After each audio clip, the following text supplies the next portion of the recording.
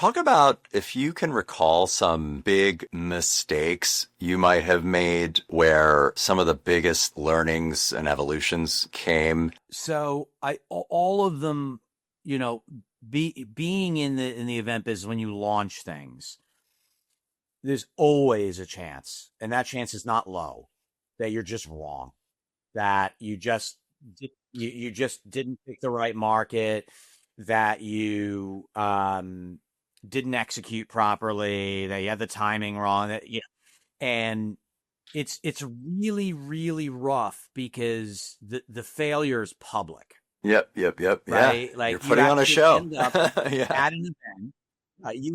at an event, standing there with less people than you wanted, knowing that you're losing money, knowing that customers aren't happy.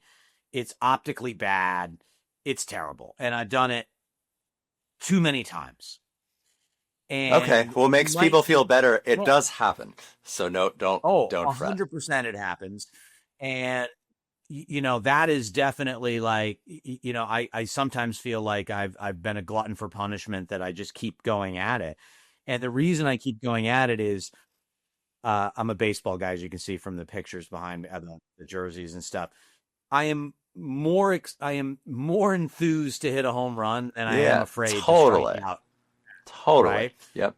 And in my career, I've been very fortunate that I've been attached to, maybe a half a dozen like really, really successful like creations or, events that just sort of came out of nowhere and became multi-million dollar, right?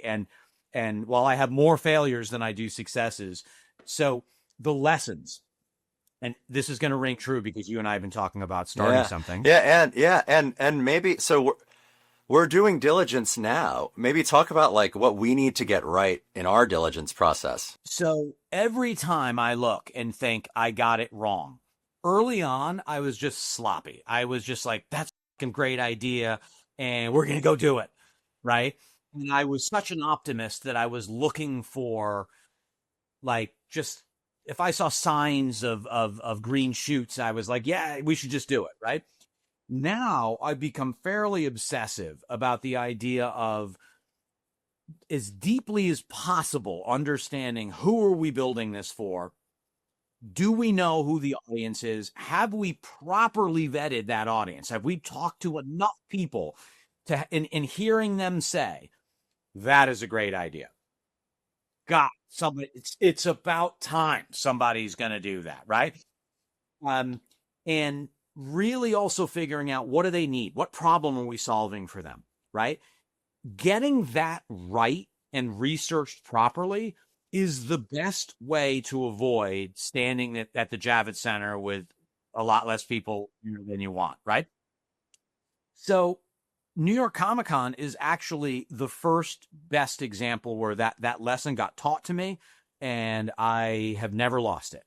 Is right prior to launching that show, the previous year, we started an event that was a health and wellness event in New York City, and we called it Live Well New York. And we were, so you might say like, oh, you've always liked health and wellness. It was very poorly defined, right? Like longevity is a very specific thing, right? This was health and wellness. And we did a terrible job of, we were only launching it because it was like, oh my God, look at all these stats and how important health and wellness is to people. But what we missed was like, how is this connecting to people?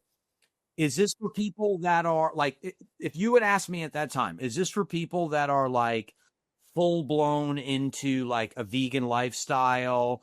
And I would have said, sure. Okay. Is this for people that actually are trying to lose 100 pounds? Absolutely. Is this for people who run triathlons? Yes, it is. Is this for people who are just trying to find a gym to go to for the first time? Absolutely. Right. What a terrible, dumb idea. Right. So the problem we had is we tried to be just too much to too many people.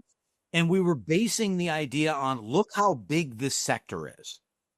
And we're in New York, so there's 10, there's 12 million people and we ended up with, I don't know, 4,000 people attended. So it wasn't a disaster, but it needed to be 15, 20,000 people to be viable, right?